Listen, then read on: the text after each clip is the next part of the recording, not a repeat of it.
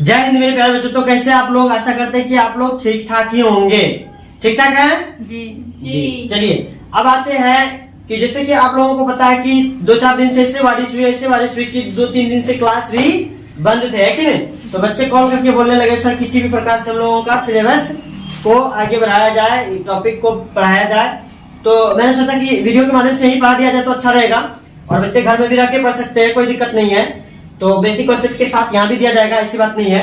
तो चलिए कुछ बच्चे हमारे तो क्लास ज्वाइन कर लिए हैं। अभी मौसम थोड़ा खराब है, आप लोग को भी पता है, बाढ़ आ गई है कि नहीं, जो कि सबसे बड़ा कारण बना हुआ है, विद्यार्थियों के लिए सबसे बड़ा कारण है। तो देखिए क्योंकि घर से बाहर नहीं जा सकता, ना कहीं आ जा सकता, ठीक है, और पढ़ाई भी नहीं कर सकता। चलिए वीडियो के माध्यम से क्लास 10 के लिए प्रकाश का अपवर्तन में रिफ्लेक्शन ऑफ लाइट में क्या पढ़ाया गया था?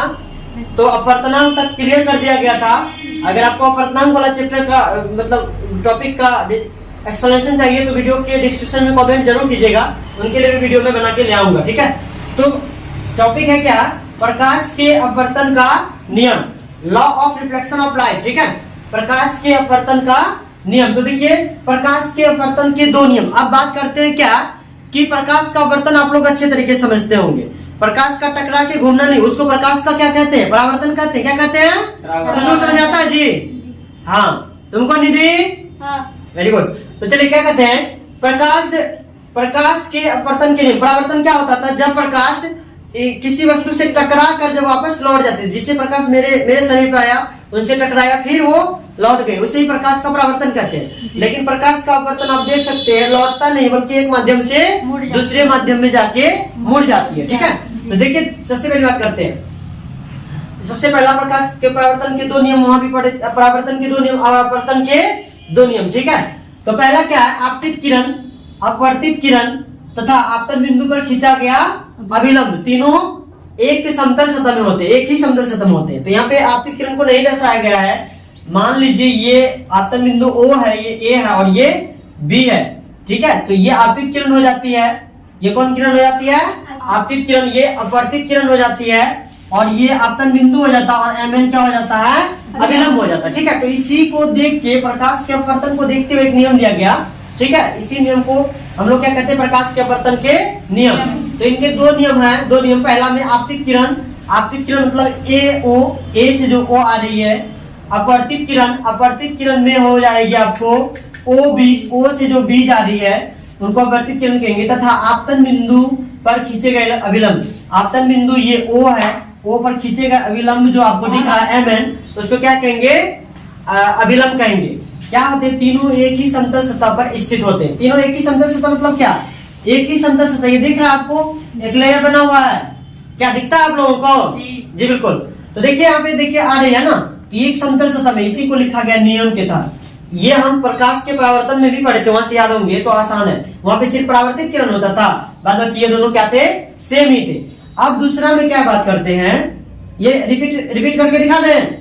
आपतित किरण, अपवर्तित किरण तथा आपतन बिंदु पर खींचा गया अभिलंब, तीनों क्या होते हैं? एक समतल सतह में होते हैं, ठीक है, कोई दिक्कत? अब दूसरा है, दूसरा नियम देखिए, इनको बढ़िया समझिएगा, ये आपके लिए होने वाला है VVI, ठीक है। तो इससे ज्यादा पूछा जाता है, 10th क्लास वाला ज्यादा फोकस कीजिएगा इसे। किन्हीं दो माध्यमों जब अपवर्तन होता है बच्चों, तो 1 से 2 या उससे अधिक माध्यम लेना पड़ता है। कितना लेना पड़ता है? अधिक माध्यम। तो देखिए यहाँ पे माध्यम 1 विरल माध्यम है, और माध्यम 2 सघन माध्यम है। ये मूडी क्यों, ये सब आपको अगर लेना है, इसकी जानकारी मूड क्यों गई, सघन माध्यम है इसीलिए, विरल माध्यम में दूर है अभिलंब से, ठीक है। ये सब आपको अगर कमेंट कीजिएगा तो इसका भी मैं वीडियो बना के डाल दूंगा अपने चैनल पे, ठीक है। तो चलिए कहता है कि किन्हीं दो माध्यमों माध्यम 1 माध्यम 2 में किसी विशेष मतलब खास होता है, ठेठ भाषा में जिससे क्या कहते हैं? खास कहते हैं। खास मतलब पर्सनल, है कि नहीं। वर्ण मतलब होता है रंग, किसी खास वर्ण यानी रंग के लिए आपतन कोण की जया। आपतन कोण को यहाँ आप देख सकते हैं, वहां भी पढ़े थे प्रकाश का परावर्तन में। क्या पढ़े थे? आपतन कोण है निधि, कौन सी पढ़े थे? आपतन कोण। क्या पढ़े थे? आपतन कोण। क्या होता है?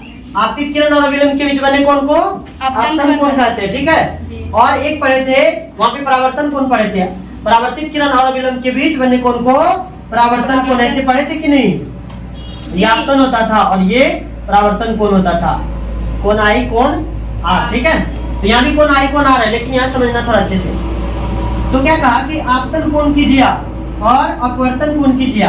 आपतन कोण कोण आई है, क्या है, आई है, और अपवर्तन कोण कौन सा है, आर है।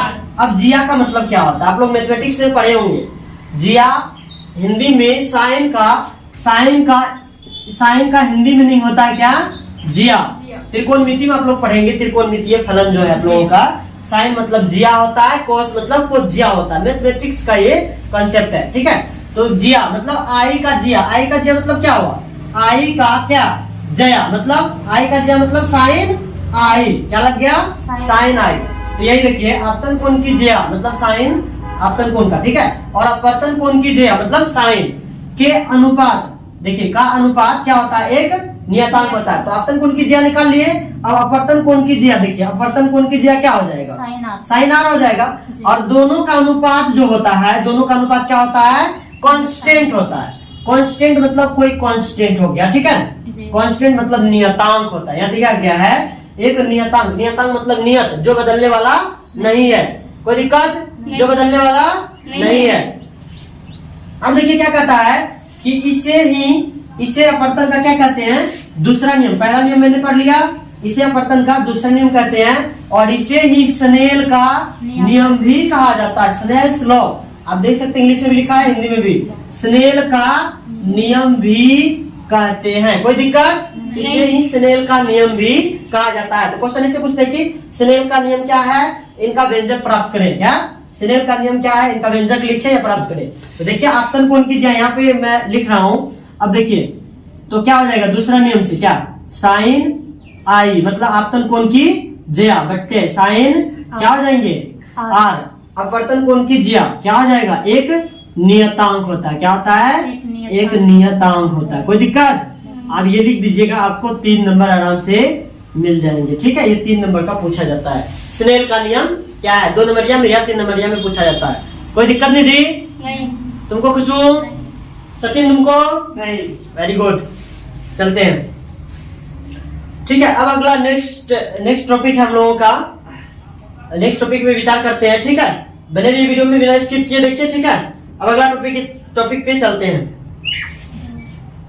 तो स्नेल का नियम यही है। स्नेल का नियम में क्या कहा गया, अब तो आपको तो लिखने का समय दे दिया गया था, और नहीं लिखे तो फिर से एक बार सुन लीजिए, रिव्यू करते रहिए। देखिए माइंड में समझने की कोशिश कीजिए, साइंस रटने का सब्जेक्ट नहीं है। और याद नहीं होता तो ये भी डिस्क्रिप्शन में बताइएगा कैसे इसको याद करने का, मतलब समझने का क्या तरीका होता है। समझ में नहीं आता साइंस तो आप अच्छे से बता दीजिएगा, इनके लिए भी मैं ट्यूटोरियल लेके आ जाऊंगा, ठीक है।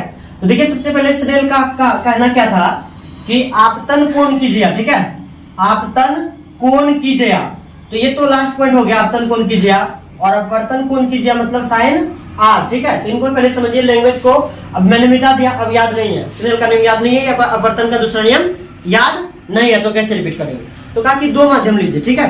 तो इसी को लैंग्वेज बना के लिखना है, 2 माध्यम, माध्यम 1 माध्यम 2, ठीक है। तो 2 माध्यम के लिए क्या है, माध्यम 1 माध्यम 2। इसीलिए इसको लैंग्वेज में कैसे कन्वर्ट किया गया, किन्हीं 2 माध्यमों में। क्या इनको क्या कहा गया, किन्हीं 2 माध्यमों में, ठीक है, किन्हीं 2 माध्यमों में। अब देखिए 2 माध्यम में क्या लेंगे, प्रकाश से ना लेंगे, प्रकाश किन्हीं 2 माध्यमों में, ठीक है। विशेष वर्ण के लिए, किसी विशेष वर्ण मतलब रंग के लिए, ठीक है। रंग मतलब क्या, प्रकाश का लाइट होता है, लाइट होता है कि नहीं, 7 रंगों में विभक्त होती है, जिसे प्रकाश का वर्ण विक्षेपण कहते हैं, ठीक है। ये आप लोग को आगे पढ़ाया जाएगा, प्रकाश का वर्ण विक्षेपण प्रिज्म में भी पढ़िएगा, प्रिज्म से प्रकाश का वर्ण विक्षेपण होता है। आपको बहुत सारे नॉलेज मिलने वाले कॉन्सेप्ट के साथ, ठीक है। इसीलिए वीडियो में बने रहिएगा हमेशा, सब्सक्राइब करके। तो वहां छोड़िए, अभी बात करते हैं, बात करता हूं मैं इसका।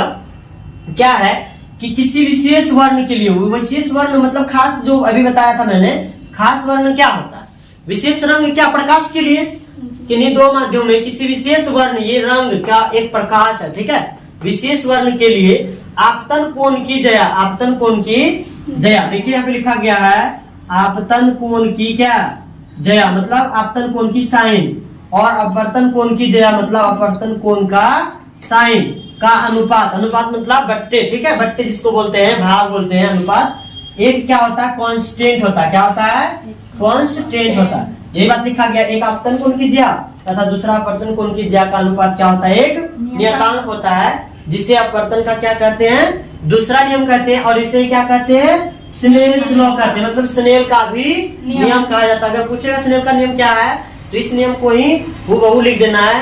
किन्हीं दो माध्यमों में, क्या किन्हीं दो माध्यमों में किसी विशेष वर्ण के लिए, किसी विशेष मतलब कोई खास वर्ण, प्रकाश का किसी खास वर्ण मतलब होता है रंग प्रकाश के, ठीक है, उनके लिए आपतन कोण की ज्या और अपवर्तन कोण की ज्या का अनुपात क्या होता है, एक नियतांक होता है, जिसे अपवर्तन का क्या कहते हैं, दूसरा नियम, या इसे क्या कहते हैं, स्नेल का नियम कहते हैं। कोई दिक्कत बच्चों नहीं। चलो फिर से, किन्हीं दो माध्यमों में, ठीक है, किसी विशेष वर्ण के लिए, किन्हीं दो माध्यमों में किसी विशेष वर्ण के लिए आपतन कोण की ज्या तथा अपवर्तन कोण की ज्या का अनुपात एक नियतांक होता है, कांस्टेंट होता है, जिसे अपवर्तन का दूसरा नियम या इसे स्नेल का नियम भी कहा जाता है। कोई दिक्कत नहीं। ऐसे ही लिख के और ये आपको बता देना है। आपको 2 नंबर 3 नंबर जितना करेगा आपको मार्क कलेक्ट हो जाएगा, ठीक है, कोई दिक्कत, ठीक है। बने रहिए इसी तरह से मेरे चैनल पे, सब्सक्राइब कर लीजिए और डेली के डेली वीडियो आएंगे अब, और आपके सिलेबस को सरलता पूर्वक इस चैनल के माध्यम से क्या किया जाएगा, अध्यापन दिया जाएगा बढ़िया से बेसिक कॉन्सेप्ट के साथ। थैंक यू, जय हिंद, वंदे मातरम। फिर मिलेंगे नेक्स्ट वीडियो।